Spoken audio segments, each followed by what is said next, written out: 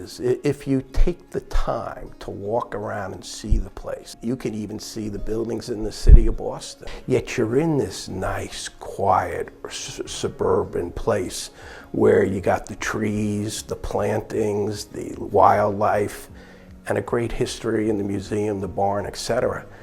That's kind of cool. That's unique. I think that the Forbes House has always been a center of Milton's architecture, a meeting place.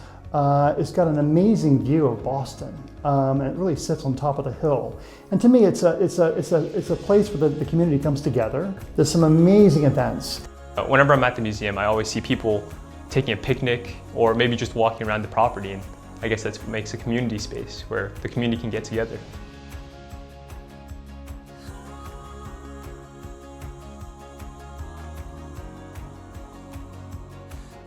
The Forbes family story is relevant because the Forbes family was always so engaged in their community. In the case of the captain, for example, his passion was the sea, and so he did everything he could to help sailors and seamen live better lives.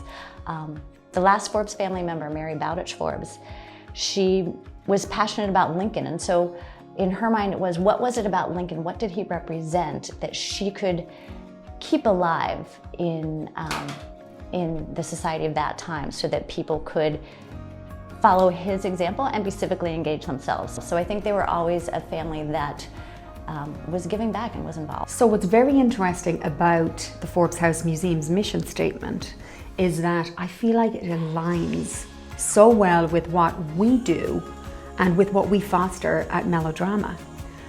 Starting with entrepreneurship. I am an entrepreneur myself. I'm a female entrepreneur, so I feel supported by that mission. It resonates with me because I think we are all, we're all so busy. We're all caught up in that hamster wheel of life, and we're running 1,000 miles an hour that we don't stop to think about, you know, what is making our community tick and what is making our community better. And I think the mission of the Forbes House Museum is, it's sort of slowing down and saying, hey, what are the important things?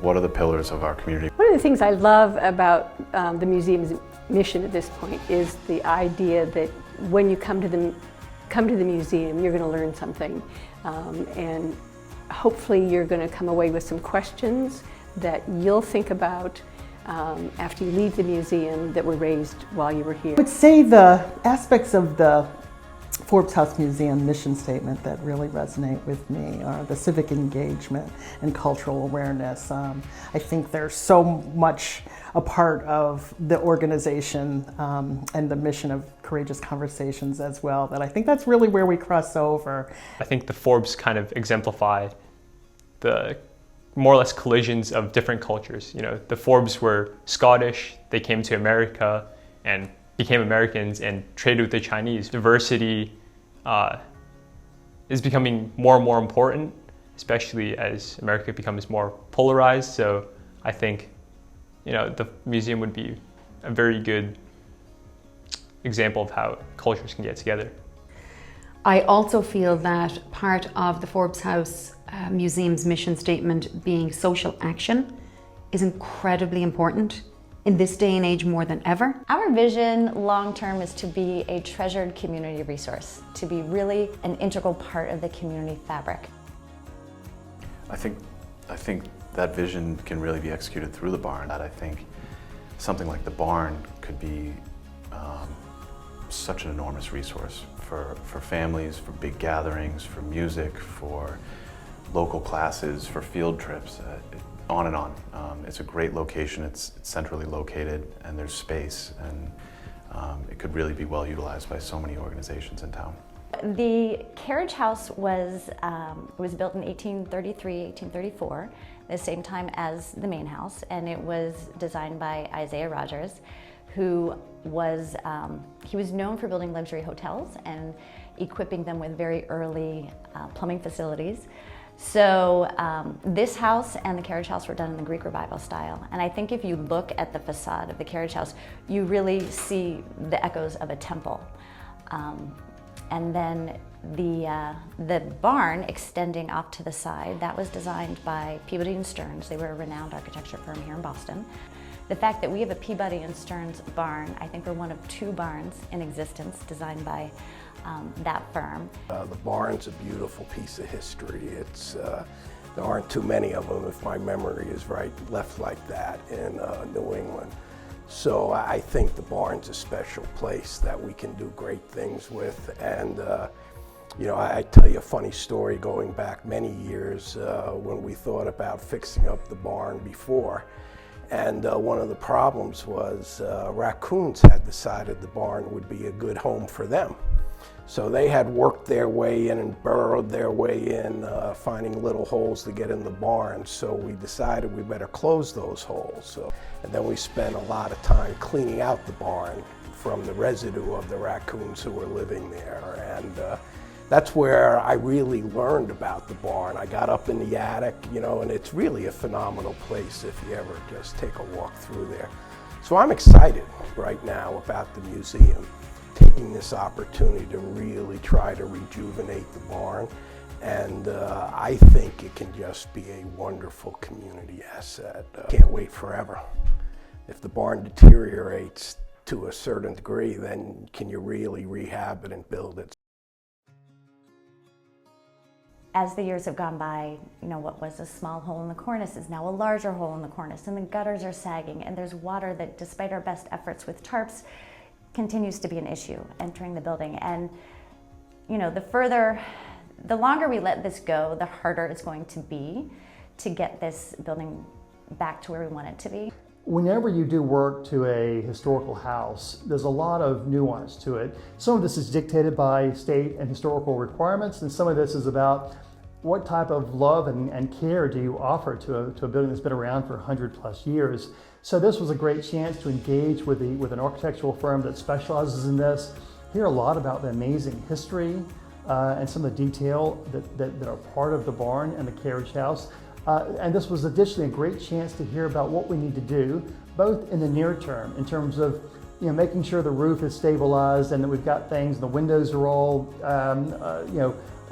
looked after, and then secondly, the longer term plan and what we want to make it into. So to me, this was a really great chance to get some experts to support us and both understand what we have and planning what we can create out of this amazing place. This is actually the best time to be taking on the preservation of this building because, I've seen it specifically through the restaurant industry. People are desperately seeking places to gather and to celebrate things and to come together as a community more so than they ever have in my lifetime.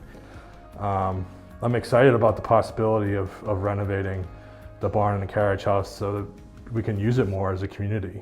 One of the things that we really lack in Milton right now is spaces to bring large groups of people together for our events that have rooftop cover or indoor space essentially. We have some great parks, some great outdoor spaces, some great restaurants in town, but in order to kind of hold community events, whether it's a meeting or something that's fun and interactive, to have the barn and carriage house kind of back to its original splendor, so to speak, would be huge for the town and our ability to increase engagement, especially coming out of the pandemic era.